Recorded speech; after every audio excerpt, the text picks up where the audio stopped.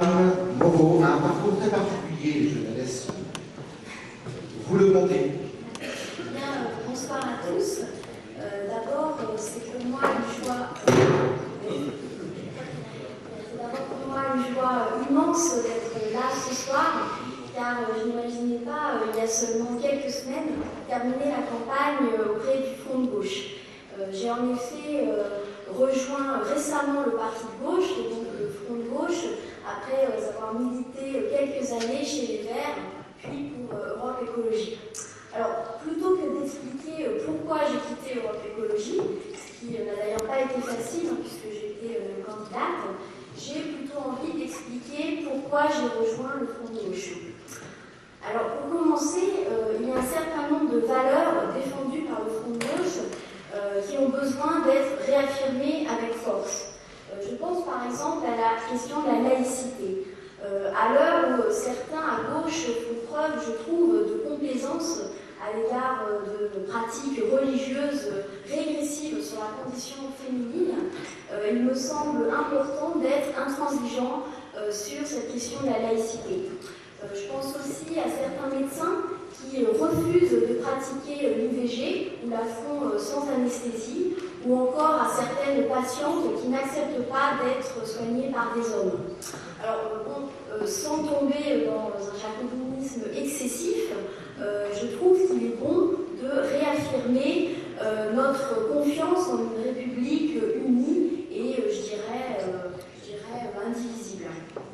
Et alors ensuite, puisque je viens d'un parti écologiste et que je ne crois pas avoir subitement changé de conviction politique, je voudrais dire pourquoi il me semble que le programme du Front de gauche est le seul capable d'apporter des réponses aux crises sociales, évidemment, mais également écologiques. Alors, je précise qu'en ce qui me concerne, l'écologie ne m'intéresse que dans la mesure où elle sert les progrès humains. Je ne crois pas que la nature soit...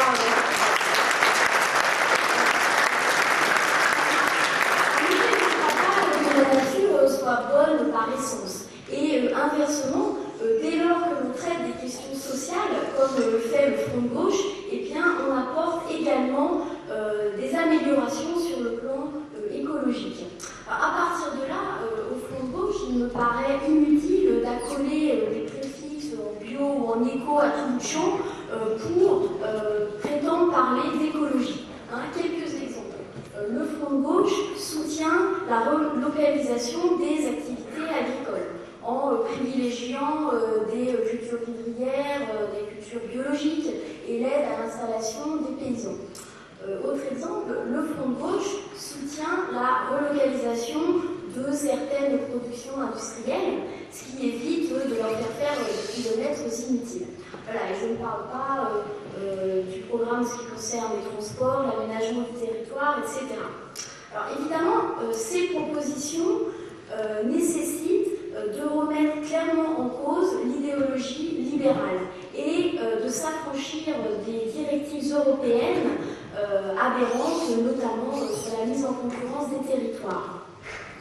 Alors,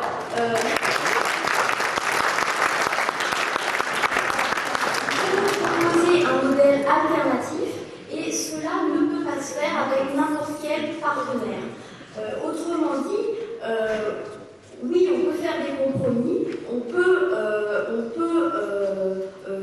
composer avec d'autres formations politiques, d'autres formations syndicales ou associatives, exactement comme le fait le Front de gauche, mais se livrer à des compromissions, non. On ne peut pas faire d'alliance avec la droite ou le centre droit.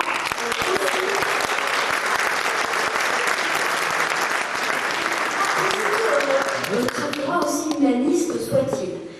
Voilà pourquoi moi je crois qu'il faut se méfier des rassemblements dits d'ouverture, sous-entendu ouverture à droite, ouverture se fait toujours à droite, parce que cela me semble inefficace et surtout malhonnête vis-à-vis des électeurs.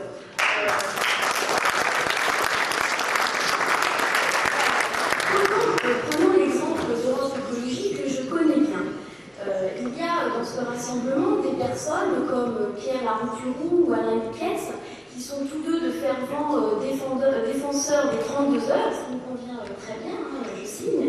Mais de l'autre côté, on a des ultra-libéraux comme Gabi Cohn-Bendit, président des Amis d'Europe,